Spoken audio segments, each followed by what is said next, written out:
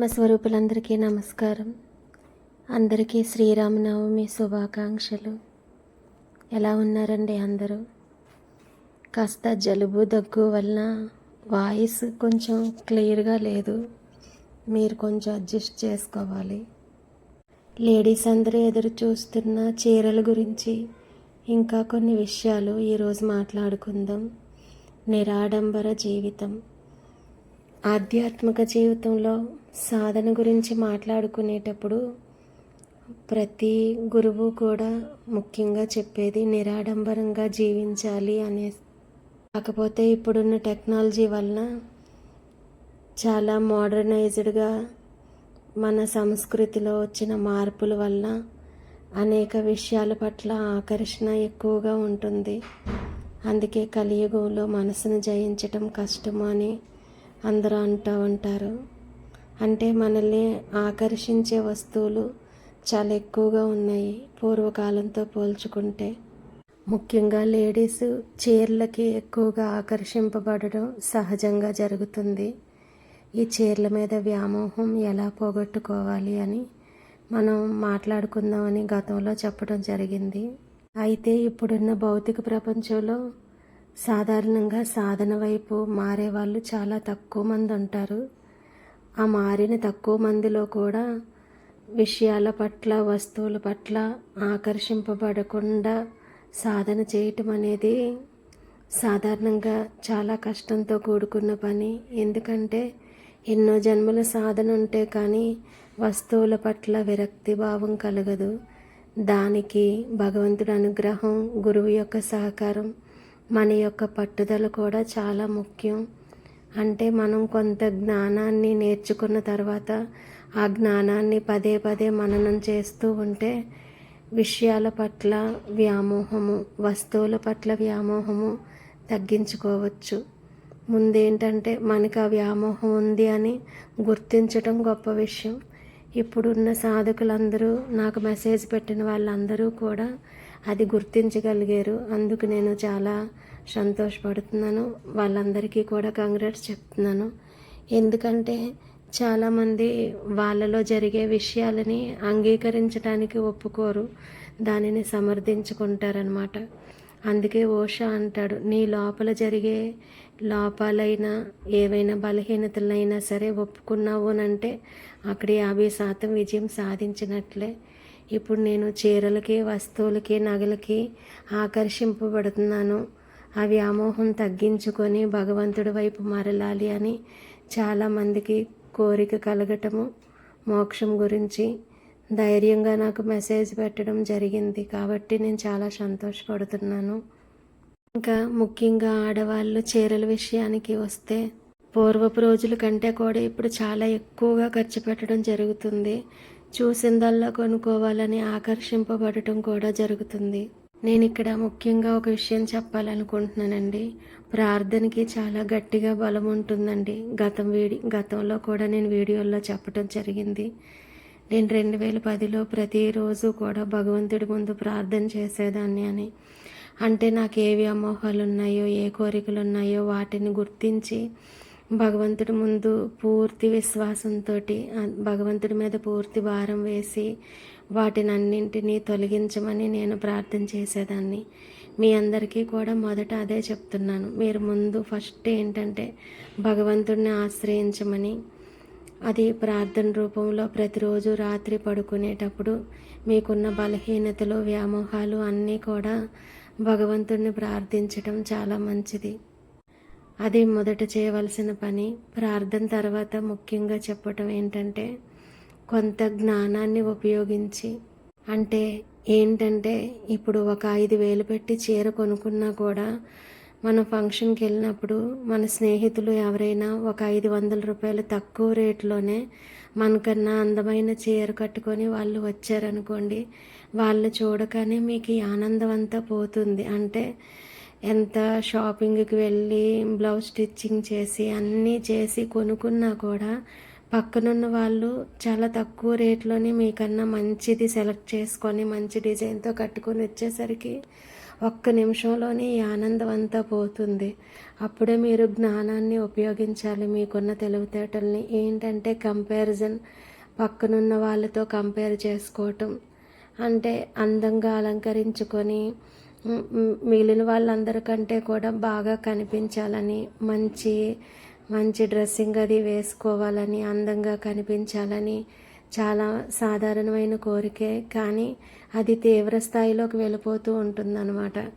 అది వెళ్ళిపోయి ఎంత ఎక్కువగా ఖర్చు పెట్టినా కూడా మనిషికి సంతృప్తి కలగటం లేదు. ఏంటంటే ఈరోజు ఒక 10-15 వేలు ఖర్చు పెట్టి ఒక 5,000 వర్క్ చేయించుకొని ఒక 5,000 చీర కొనుక్కున్నా కూడా మనకన్నా బెటర్గా ఇంకొకరు తయారయ్యేసరికి ఈ ఆనందం అంతా పోతుంది. అంటే ఇక్కడ కొంచెం లోతుగా ఆలోచించుకోవాలి.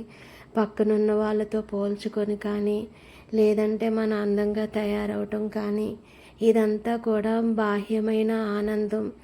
అది కాక ఈరోజు తయారయ్యింది మళ్ళీ రేపు తయారవటానికి పనికి రావట్లేదు. అంటే ఈరోజు ఒక చీర కట్టుకొని రెడీ అవ్వారనుకోండి, మళ్ళీ రేపు ఇంకో ఫంక్షన్ ఉంటే అబ్బా మళ్ళీ ఇదే కట్టుకోవాలా, ఇది అందరూ చూసేశారు కదా అన్న ఒక ఫీలింగ్, మళ్ళీ ఇంకోటి కొత్తది కోరుకోవటం అనమాట. అంటే ఎంత డబ్బు ఖర్చు పెట్టినా కూడా మీకు ఇక్కడ శాశ్వతమైన ఆనందం కలగటం లేదు. ఇది శాశ్వతమైన ఆనందం కాదు, మళ్ళీ మళ్ళీ మార్పు చెందుతూ ఉంటుంది మీ కోరిక. ఇక్కడ మీరు లోతుగా గమనించుకోవాలి. ఏంటంటే ఈరోజు ఆనందాన్ని ఇచ్చిన చీర రేపు ఆనందాన్ని ఇవ్వట్లేదు. మీకన్నా చాలా తక్కువ రేట్లో మరొకరు కొనుక్కొని వచ్చినప్పుడు వాళ్ళతో మీరు కంపేర్ చేసుకుంటున్నారు. ఇంకొకటి, ఇవన్నీ చేస్తేనే మనం అందంగా ఉంటాము అని అనుకుంటున్నాము. అంటే బాహ్యంగా కనిపించేదే అందము అని, అంతరంగ సౌందర్యం ఎంత గొప్పగా ఉంటుంది అని మనం గ్రహించలేకపోతున్నాం. అంటే అసలు అంతరంగం అంటూ ఒకటి ఉందని, అక్కడ ఎంతో బ్యూటీనెస్ ఉందని మనకి తెలియదు కదా. ఎందుకంటే దానిని ఎప్పుడూ అనుభవించలేదు కదా. అది ఇప్పుడు అన్ని వస్తువులు బయటికి ఎలా కనిపిస్తున్నాయో అది బయటికి కనిపించట్లేదు. ఉంది అని పురాణాలు గురువు చెప్పటమే కానీ మనకి ఎవరికీ తెలియదు. కానీ మనం శ్వాస పీల్చుకుంటున్నాము, ప్రకృతి కనిపిస్తుంది, ఇంకా అనేక మిరాకిల్స్ మనం లైఫ్లో చూసాం కదా. ఇవన్నీ కనిపిస్తున్నాయి అంటే వీటి వెనకాతల ఒక అద్భుతమైన శక్తి ఉందని మనందరం ఇప్పటికే విశ్వసిస్తున్నాం కదా. అలాగే దీని వెనుక కూడా ఈ చీరలు, ఈ వ్యామోహాలు, కోరికలు, ఇవన్నీ ఎంతవరకు కరెక్టు? మనకి చాలా కొన్ని నిమిషాలు మాత్రమే ఆనందాన్ని ఇస్తున్నాయి, మళ్ళీ ఇంకొక దాని వెంట పరిగెడుతున్నాము. ఇంత ఆడంబరం అవసరమా అని ఎవరికి వాళ్ళు రియలైజ్ అవ్వాలి. ఇంకొక విషయం ఏమిటంటే, మనకి రోజుకున్న 24 గంటల్లో 8 గంటలు నిద్రకి, 4 గంటలు కాలకృత్యాలు, వేరే క్లీనింగ్స్, ఇంట్లో పనులు, ఇంకొంతసేపు కిచెన్ వర్కు, లేదంటే జాబ్స్, ఇలాగా మనిషికి చాలా వరకు సమయం అంతా ఇలా అయిపోతూనే ఉంటుంది. మన జీవితంలో ఇప్పుడున్న జనరేషన్లో 25-30 సంవత్సరాల వరకు మ్యారేజ్ చేసుకోవట్లేదు. 40 సంవత్సరాలు వచ్చేసరికి మోనోపాజ్ వచ్చేస్తుంది. ఈ 30 నుండి 40 మధ్య వయసులోని అసలు మనం ఎంత సంతోషాన్ని అనుభవిస్తున్నాము, దానికి ప్రతిఫలంగా ఏం కోల్పోతున్నాము? రోజు మొత్తం మీద 24 గంటలలో మన కోసం మనము ఎంత సమయాన్ని ఉపయోగించుకుంటున్నాము? అంటే ఈ చీరల షాపింగ్కి వెళ్ళినా, వేరే వస్తువులు షాపింగ్కి వెళ్ళినా, షాపింగ్ చేయటం, స్టిచ్చింగ్ చేయించుకోవటం, ఆ వస్తువులు జాగ్రత్తగా ఇంటిలో భద్రపరచుకోవటం, ఈ మెయింటెనెన్స్కి అన్నిటికీ కూడా మన జీవితంలో ఎంతో విలువైన సమయం, కొన్ని వందల గంటలు మనం ఖర్చు పెట్టేస్తున్నాం అన్నమాట.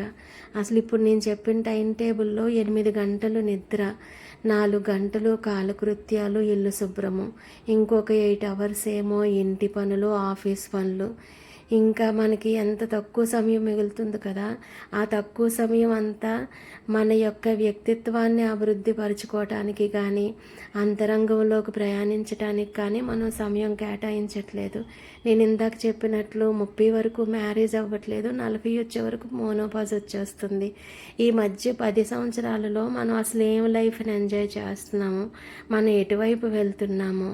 అభివృద్ధి వైపు వెళ్తున్నామా లేక మరణం వైపు వెళ్తున్నామా? గడుస్తున్న ప్రతి నిమిషం కూడా మనల్ని మన జీవితంలో ఆయుష్ తగ్గిపోతుంది కదా. అంటే ఏంటి, మరణం వైపే వెళ్తున్నాం కదా. ఇంత అద్భుతమైన జ్ఞానం తెలిసింది మనకి, అన్నీ శాశ్వతం కాదని తెలిసింది. ఏది కూడా నిత్యం మనకి శాశ్వతంగా మిగిలిపోవట్లేదు, మనం కూడా మిగిలిపోవట్లేదు. 50 సంవత్సరాలు రాకుండానే అన్ని రకాల అనారోగ్యాలు, జబ్బులు వస్తున్నాయి. అంటే మనకున్న ఈ మధ్య, అంటే 30 నుంచి 40 లోపు మధ్య సమయంలో చిన్నప్పటి నుండి సాధన చేయట్లేదు. ఇంత తక్కువ సమయాన్ని ఎంత జాగ్రత్తగా ఉపయోగించుకోవాలి. అలా ఉపయోగించకుండా ఈ ఆడంబరాలు, చీరలే కాదు, కిచెన్లో ఐటమ్స్, ఇప్పుడు ఎంత అవసరమో, ఎన్ని సరుకులు అవసరమో అన్నీ ఎవ్వరూ కొనుక్కోవట్లేదు. ఇల్లంతా కూడా మనకి ప్రతిరోజు అవసరమైనవి 15 నుండి 20% వస్తువులే ఉంటాయి. మిగిలిన 80% వస్తువులు కూడా ప్రపంచంలో ఎదుటి వ్యక్తితో పోల్చుకొని మనం కొనుక్కుంటున్నవే. కావాలంటే మీరు ప్రతిరోజు ఉదయం నుండి రాత్రి వరకు వాడే వస్తువులన్నీ ఒక పక్కన పెట్టండి. మిగిలిన వస్తువులన్నీ కూడా ఆడంబరాలు, విందులు, వినోదాలు, ఎదుటి వాళ్ళ దగ్గర ఉందని మనం కొనుక్కున్న వస్తువులు, అలా కంపారిజన్ చేసుకున్న వస్తువులు అన్నిటినీ ఇంకొక వైపు పెట్టండి. అప్పుడు మీకే తేడా తెలుస్తుంది. ఈ వస్తువులన్నీ 80% ఉంటాయి, ఇటువైపు వస్తువులన్నీ మనకి అత్యవసరమైన వస్తువులు 20% ఉంటాయి. మీకు సింపుల్ ఎగ్జాంపుల్ చెప్తాను. ఇప్పుడు మన ఇంట్లో టీ, కాఫీ అది తాగితే స్టీల్ గ్లాస్తో మనం డైలీ యూస్ చేసుకునే వాడతాం. అలాగే స్టీల్ కంచాల్లో భోంచేస్తాం. ఇప్పుడు అదే గెస్ట్లు ఎవరైనా వస్తే వాళ్ళ కోసం సిరామిక్ అని, గ్లాస్ జార్స్ అని రకరకాలన్నమాట. అంటే టీ కప్పులు ఒక 10 మోడల్స్, గాజు ఐటమ్స్ 10 మోడల్స్, ఇలా ఇంకెన్ని రకాలంటే కిచెన్ మొత్తం నిండిపోతుంది అనమాట. ఇంతకుముందు పూర్వకాలం ఎంత తక్కువ వస్తువులు ఉండేవి, ఇప్పుడు దానికి 30-50 రెట్లు ఎక్కువ వస్తువులు. అసలు ఒక పెద్ద కిచెన్ అవసరం అవుతుంది అనమాట. అంత అంత విపరీతమైన వస్తువులు. అవేమీ లేకుండా కూడా చాలా సింపుల్గా బ్రతకొచ్చు. దానికి మీ హృదయం విశాలంగా చేసుకోవాలి. చాలా సింపుల్ లివింగ్ అనమాట. అస్సలు మనం ఏవి వస్తువులు వాడుతున్నామో వాటినే ఎదుటి వాళ్ళకి కూడా పెట్టొచ్చు. కాకపోతే చెప్తున్నాను కదా, ఒక రకమైన ఫాల్స్ ప్రెస్టేజు, ఎదుటి వాళ్ళు కొనుక్కోగానే చూసి అట్రాక్ట్ అయిపోవటం. అన్ని వస్తువులు మొత్తం living room, dressing room, kitchen, bathroom, బయటకు వేసుకొని వెళ్ళే వస్తువులు, చీరలు, నగలు, ఇంకా ఒక్కటి కాదన్నమాట, అన్నీ కూడా. ఆఖరికి ఇది మీకు ఎక్కడికి దారి తీస్తుందనంటే, మీరు దీనికోసం ఏమి ఫనంగా పెడుతున్నారో మీకు తెలీదు, అస్సలు తెలీదు. ఇక్కడ సూక్ష్మంగా లోతుగా ఆలోచిస్తే అందరికీ ఒక జ్ఞానం తెలుసు. మీకు ఒక చిన్న పాట చెప్తాను. అక్కినేని నాగేశ్వరరావు గారిది దేవదాసు సినిమాలో ఒక పాట ఉంటుంది. ఆశామోహమును దరిచేరనీయకోయ్, అన్యులకే నీ సుఖము అంకితమోయే. అంటే ఇక్కడ మీరు ఆశామోహము అనే చిన్న దాంట్లో ఇరుక్కుపోవటం వల్ల అన్యులకే మీ సుఖము అంకితమోయే. అసలు మీకు తెలియట్లేదు, మీకోసం మీరు ఏ రకంగానూ సమయాన్ని వెచ్చించుకోవట్లేదన్నమాట. దానికి కారణం ఏంటంటే, మీ లోపల ఒక చిన్న కోరిక కలిగితే దానికి మీరు మీ జీవితాన్ని మొత్తం ఫనంగా పెట్టేస్తున్నారు. ఇది సిల్లి జోకు కాదు తెలుసా, ఇది చాలా అక్షర సత్యము. ఏంటంటే, ఈ ఆశామోహం దరిచేరటం వల్ల అన్యులకే నీ సుఖము అంకితమోయి. ఉదయం లేచిన దగ్గర నుండి రాత్రి పడుకునే వరకు మీకోసం మీరు ఎంత పని చేసుకుంటున్నారు, మీ వాళ్ళ కోసం ఎంత చేస్తున్నారు అన్నీ ఒక బుక్కు, పేపరు, డైరీ పెట్టుకొని రాస్తే మీ జీవితం మొత్తం ఎవరి కోసం దారిపోస్తున్నారో తెలుస్తుంది. వాటి వెనకాతలున్నదేంటి? ఆశ అన్నమాట. ఆశామోహమును దరిచేరనీకోయ్,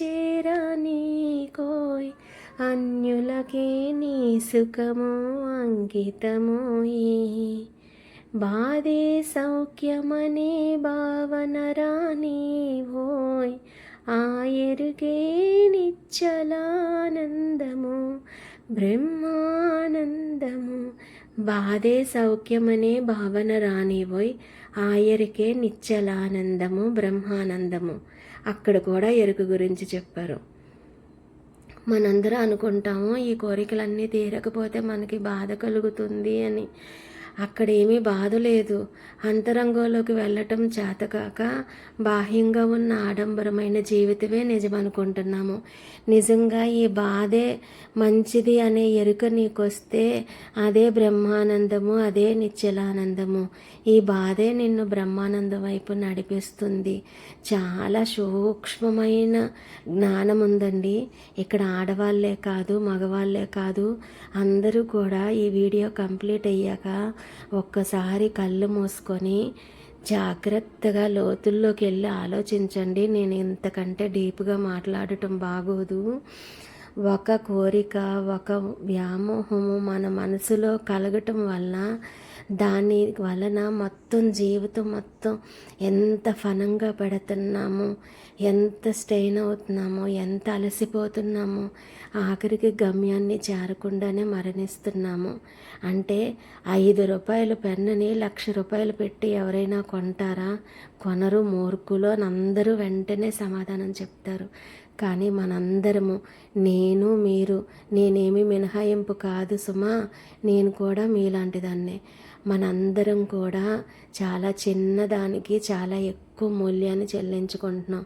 ఏంటంటే మన యొక్క ఆశ వ్యామోహానికి మన మొత్తం ఆయుష్ని ఫనంగా పెట్టేస్తున్నాం. అవునండి, చిన్న వస్తువు కొనాలంటే మార్కెట్ అంతా తిరిగి బేరమాడి ఎంతో జాగ్రత్త పడతాం. 5 రూపాయల కన్నా 1 రూపాయి ఎక్కువ చెల్లించడానికి ఇష్టపడం. కానీ మనందరం 5 రూపాయల దానికి 1,00,000 రూపాయలు చెల్లిస్తున్నాం. ఇది ఎవరూ లోతుగా గమనించట్లేదు. ఒక చిన్న చీరే కదా, చిన్న గాజులే కదా అని ఆడవాళ్ళందరూ అనుకుంటున్నారు. కానీ మీ ఆయుష్ను మొత్తం దారిపోస్తున్నారని తెలీదు. మీరింట్లో బ్రతకటానికి అవసరమైనవి కాకుండా ఇంకా విపరీతంగా వస్తు సామాగ్రిని పోగేసుకొని దాన్ని మెయింటైన్ చేయటానికి ఎన్ని గంటల సమయం పడుతుందో లేడీస్ అందరూ ఒక బుక్ పెట్టుకొని రాసుకోండి. ప్రతి మనిషి కూడా, లేడీ అని కాదు, జెంట్ అని కాదు, అసలు మనం జీవిస్తున్న జీవితంలో ఆడంబరాలకి షాపింగ్కి ఎంత టైం ఖర్చు పెడుతున్నాము, స్టిచ్చింగ్కి ఎంత టైం ఖర్చు పెడుతున్నాము, దాన్ని ఇంట్లో తీసుకొచ్చి శుభ్రపరిచి ఒక బీరువా కొనుక్కొని దాని లోపల పెట్టి ఇలా అన్నీ అవసరమే. శరీరం కప్పుకోవడానికి బట్ట కావాలి, భోజనం చేయడానికి గిన్నెలు కావాలి, అన్నీ కావాలి. కానీ ఎంత మోతాదులో కావాలి. పోనీ ఒక వస్తువు దగ్గర 2, 3 కొనుక్కోవచ్చు. కానీ 20, 30 ఉంటున్నాయి అన్నమాట. వస్తువులైనా, చీరలైనా, నగలైనా. మళ్ళీ అదేమైనా ఎక్కువసేపు ఆనందాన్ని ఇస్తుందా అంటే 1 గంట కంటే ఎక్కువ ఆనందాన్ని ఇవ్వట్లేదు. పైగా అసలు మనుషులందరూ ఎంత హాస్యాస్పదంగా ఉన్నారంటే, మా ఫ్యామిలీలో ఒక ఆమెకి ఒంట్లో బాగాలేదు. ఆమె ఒకరోజు ఫోన్ చేసి బాధపడింది. నైట్ నేను చనిపోతానేమో అనేసి భయమేసింది అంది. అయ్యో అవునా అంటే అస్సలు ఒంట్లో బాగాలేదు అని. అప్పుడు ఆ టైంలో ఆమెకి గుర్తుకొచ్చిందంట, అయ్యో నేను ఇంకా కట్టుకోలేని కొత్త చీరలు బీరువాలో చాలా ఉండిపోయాయి, అవన్నీ కట్టుకోకుండానే చచ్చిపోతున్నాను అన్నది. నాకైతే అస్సలు నవ్వు ఆగలేదన్నమాట. అసలు ఈ విషయాన్ని వింటున్న జెంట్స్ అందరూ కూడా చాలా గట్టిగా నవ్వుతారు. నాకు తెలుసు. అసలు ఈ వీడియో నేను లేడీస్కి మాత్రమే అని పెడదాం అనుకున్నాను. కానీ మీకు ఇంకా క్యూరియాసిటీ పెరుగుతుంది, ఇందులో ఏముందో తెలుసుకోవాలి అని అనుకుంటారని నేను అలాంటివి ఏమీ పెట్టలేదన్నమాట. అంటే లేడీసు ఆ చీరల మీద ఎంత పిచ్చిగా ప్రేమిస్తున్నారు అంటే, మనుషుల కంటే, వాళ్ళ ప్రాణం కంటే, ఆయుష్ కంటే కూడా పిచ్చి ఎక్కువైపోతుందన్నమాట.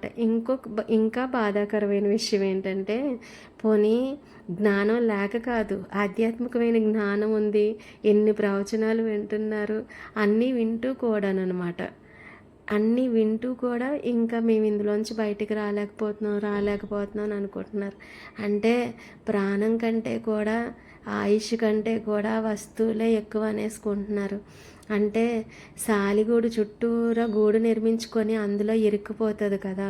పువ్వులో ఉన్న తేనెను, మకరందాన్ని తాగటానికని తుమ్మిద వచ్చి దాని మీద వాలినప్పుడు సూర్యాస్తమయం అవ్వగానే ఆ పువ్వు క్లోజ్ అయిపోతూ ఉంటుంది. కానీ ఆ తీపి, ఆ మాధుర్యానికి బానిసైపోయినటువంటి ఆ తుమ్మిద ఆ విషయాన్ని గమనించుకోదు. పువ్వు రేకులు ముడుచుకుపోగానే లోపలున్న ఆ తుమ్మిద చచ్చిపోతుంది. మనందరం కూడా అలాగే చచ్చిపోతున్నాం. ఎన్నో జన్మలుగా చచ్చిపోతున్నాం అన్నమాట. చాలాసార్లు చాగంటి కోటేశ్వరరావు గారి ప్రవచనంలో ఒక మాట ఉంటుంది. ఒక హాస్పిటల్లో ఉన్న పేషెంట్కి ఉసిరికాయ పచ్చడి తినాలి, ఉసిరికాయ పచ్చడి తినాలని కోరికతోటి అతను ఉసిరికాయని తలుచుకుంటూ చివరి ఊపిరి వదిలేస్తాడంట. తర్వాత జన్మలో ఉసిరికాయలోని ఒక పురుగు కింద దేని కిందో జన్మకొస్తాడంట. ఇప్పుడు మనందరం కనుక చీరల మీద వ్యామోహం కనుక చావకపోతే ఆ పట్టుదారంలో ఉన్న పట్టు పురుగులు ఉంటాయి చూడండి, అలాంటి పట్టు పురుగు జన్మెత్తినా కూడా ఆశ్చర్యపోనక్కర్లేదు. నిజం సుమా, నేను అబద్ధం చెప్పట్లేదు. అంటే దేని మీద ఎక్కువ ఆశ వ్యామోహం ఉంటుందో ఆ మనిషి తర్వాత జన్మలో దానిని అనుభవించడానికి ఆ రకమైన జన్మనెత్తాల్సి ఉంటుందన్నమాట. అయితే ఆ రకమైన జన్మనెత్తుతారా? ఇంకొక విషయం నేను అడగాలనుకుంటున్నాను. లేడీస్ చిన్నప్పటి నుంచి gynaec problems, periods problems, menopause problems ఇలాంటి మగవాళ్ళకి లేని కొన్ని ప్రత్యేకమైన ప్రాబ్లమ్స్ని లేడీస్ చాలామంది ఫేస్ చేస్తూ ఉంటారు. రెస్ట్ లేకుండా బాధపడుతూ ఉంటారు. అనేక సందర్భాలలో ఆడవాళ్ళందరికీ ఒకటి అనిపిస్తుంది, అయ్యో నేను అబ్బాయిగా పుట్టుంటే పురుష జన్మ చాలా గొప్పది కదా, వేదాల్లో కూడా చెప్తారు కదా, అన్ని జన్మల్లోకి మానవ జన్మ గొప్పది, అందులో పురుషుడు యొక్క జన్మ ఇంకా గొప్పది అని. చాలామంది ఆడవాళ్ళకు బాధలు పడుతున్నప్పుడు అందరికీ సాధారణంగా అనిపిస్తుంటుంది కదా అబ్బాయిగా పుట్టాలని. మీ అందరికీ అనిపించిందో లేదో కానీ నేను చాలా సందర్భాల్లో అనుకున్నానండి, అబ్బాయికి ఎంత స్వేచ్ఛ ఉంటుంది కదా, అర్ధరాత్రి అయినా అపరాత్రి అయినా ఇంకొకరి యొక్క సహాయం లేకుండా బయటకు స్వేచ్ఛగా వెళ్ళిపోవచ్చు, అడవిల్లోకి వెళ్ళిపోవచ్చు, హిమాలయాలకు వెళ్ళొచ్చు, అన్ని రకాల యొక్క స్వేచ్ఛ ఉంటుంది కదా. ఆడవాళ్ళకి సాధన మొదలుపెట్టిన కొత్తలోనే అంత ధైర్యం ఉండదు కదా. అదే అబ్బాయిలకు అనుకోండి, ధైర్యం లేకపోయినా కూడా వాళ్ళకి ప్రొటెక్షన్ అవసరం లేదు. అదే లేడీస్కి అయితే చాలా సందర్భాలలో పక్కన ఇంకొకరి యొక్క ప్రొటెక్షన్ అవసరం అన్నమాట. మరి ఎంతమంది స్త్రీలు నాకు మెసేజ్ పెట్టండి, నేను అబ్బాయిగా పుట్టుంటే బాగున్ను, నాకు చాలా ప్రొటెక్షన్ అవసరం అవుతుంది, ఇప్పుడు నేను ఇండివిజువల్గా లీడ్ చేయలేకపోతున్నాను కొన్ని సందర్భాల్లో, నెక్స్ట్ ఈ గైనిక్ ప్రాబ్లమ్స్ అన్నీ ఫేస్ చేయలేకపోతున్నాను అని చాలామంది ఆడవాళ్ళు అనుకుంటూ ఉంటారు కదండి. మీరు అనుకున్నారో లేదో తెలియదు, కానీ నేనైతే చాలాసార్లు అనుకున్నాను. కానీ అలాగా కనీసం నెక్స్ట్ జన్మలో అబ్బాయిగా పుట్టాలనుకున్నా కూడా ఇప్పుడు ఇంత చీరల మీద వ్యామోహం ఉంటే తర్వాత జన్మ కూడా మీకు ఈ కోరిక తీరాలంటే మళ్ళీ మీరు ఆడవాళ్ళగానే పుట్టాలి. స్త్రీ జన్మ గొప్పది అని అందరూ పొగుడుతూ ఉంటారు. మదర్స్ డేకి అన్నిటికీ కవిత్వాలు రాస్తుంటారు. నేను కూడా చాలా కవిత్వాలు రాశాను మదర్స్ డే గురించి. కానీ కొన్ని సందర్భాలలో మనకి కొన్ని అవకాశాలు ఎక్కువగా ఉంటాయి. రక్షణ విషయంలోని, గైనిక్ ప్రాబ్లమ్స్లోని, ఇలా చాలా విషయాలలో. అందుకోసమైనా సరే ఆ పట్టు పురుగు కింద, ఆ పట్టు దారాలలో ఉండే పట్టు పురుగు కింద పుడదామా, లేకపోతే మళ్ళీ లేడీస్ కిందే పుడదామా, ఇలా కొన్ని విషయాలు అన్నీ ఆలోచించి జ్ఞానం నేర్చుకుంటే, అప్పుడు ఆ జ్ఞానాన్ని పదే పదే మననం చేసుకుంటే మనము 5 రూపాయల పెన్నుని 1,00,000 రూపాయలు పెట్టి కొంటున్నామని అందరూ నిజాయితీగా ఒప్పుకోవచ్చు. నిజమండి. మీరు ఈ రోజు నుంచి వీడియో ఆపేసిన తర్వాత మీరు బట్టలు, ఆడంబరాలు, లగ్జరీ ఐటమ్స్ ఈ అన్నిటి మీద ఎంత సమయాన్ని వెచ్చిస్తున్నారో ఒక బుక్ పెట్టి రాయండి. ఇప్పుడు ఆల్రెడీ ఇంతకాలం జీవితంలో ఎంత సమయం వృధా చేశామో, మనకి జీవితంలో ఎంత సమయం ఉంది. నిద్రకి, కాలకృత్యాలకి 12 గంటలు అయిపోయింది. మిగిలిన 12 గంటలు మనం ఇంకా ఎవరెవరి కోసమో. అంతెందుకండి, మీరు ఒక చీర కొనుక్కోవాలంటే మీ హస్బెండ్ గడ్డం పట్టుకొని బ్రతిమలాడాలి కదా. బ్రతిమలాడి ఇంట్లో అన్ని పనులు చేసి, అంటే ఒకటి మనకి దక్కాలంటే మనం దానికి చాలా మూల్యం చెల్లిస్తున్నాము. ఇది కొంచెం లోతుగా ఆలోచిస్తే మీరందరూ తెలివైన వాళ్ళే కాబట్టి క్యాచ్ చేయొచ్చు. జీవితంలో ప్రతిదీ కూడా మన బాల్యం నుంచి ముసలయ్యే వరకు ఆడవాళ్ళు మగవాళ్ళు గమనించుకోండి. ఒక మనిషి యొక్క ఆశా వ్యామోహానికి, చిన్న కోరిక తీరటానికి మనం ఎన్ని విషయాలను ఫనంగా పెడుతున్నాము, ఎంత గాడిద చాకరీ మోస్తున్నాము, ఎన్ని జన్మలు ఎత్తుతున్నాము. అవి తీరకపోవడం వల్ల వాటి మీద ఆశ చావక మళ్ళీ పుట్టి మళ్ళీ చచ్చి మళ్ళీ పుట్టి అసలు మీ భర్తకు అడ్డం పట్టుకొని చీర కావాలని బ్రతిమలాడే కన్నా భర్తకు అడ్డం పట్టుకోవడం మానేసి భగవంతుడికి అడ్డం పట్టుకొని బ్రతిమలాడండి. స్వామి, ఇందులో ఎంత అజ్ఞానం ఉందో నాకు తెలిసింది.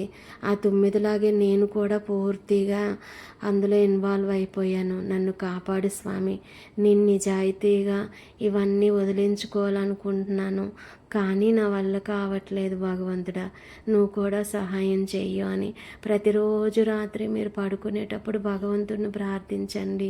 మీరు కూడా నిజాయితీగా ప్రయత్నించండి. ఇంట్లో ఉన్న వస్తువులన్నీ పాడైపోయే వరకు, ఇంట్లో ఉన్న చీరలన్నీ చిరిగిపోయే వరకు కొత్త వాటి జోలికి వెళ్ళమని ఒక ఒప్పందం పెట్టుకోండి. ఇలా కొన్ని నెమ్మదిగా మార్పులు చేసుకోండి. ఒక్క విషయం అండి, సీరియస్గా అడుగుతున్నాను నేను. అసలు ఒక మనిషి యొక్క నవరంధ్రాలని పూర్తి గమనికతో గమనించుకోండి. మీకు విరక్తి వైరాగ్యము రాకుండా ఉంటుందా? అసలు ఈ మానవ దేహము, ఈ 9 చిల్లులతో ఉన్న దేహంలోని అసలు పుట్టిన దగ్గర నుంచి మరణించే వరకు ఎంత మాయకు లోనైపోతున్నాము. అసలు ఎంత పర్సంటేజ్ సుఖం ఉంది ఈ జీవితంలో, ఎంత పర్సంటేజ్ దుఃఖం ఉంది, అసలు ఏ రోజైనా గమనించుకున్నారా?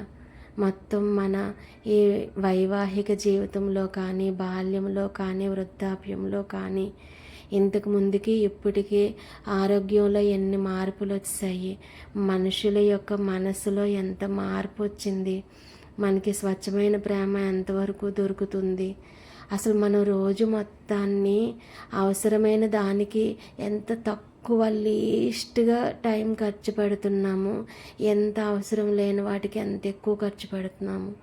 మళ్ళీ అందరికీ నాలెడ్జ్ ఉంది, నాలెడ్జ్ లేదా అంటే అదేమీ లేదు. అదిగో ఆమె చనిపోయేటప్పుడు చీరల గురించి బాధపడింది కదా, అలా ఉందన్నమాట ఆడవాళ్ళ పరిస్థితి అంతా. మగవాళ్ళు కూడా అంతే.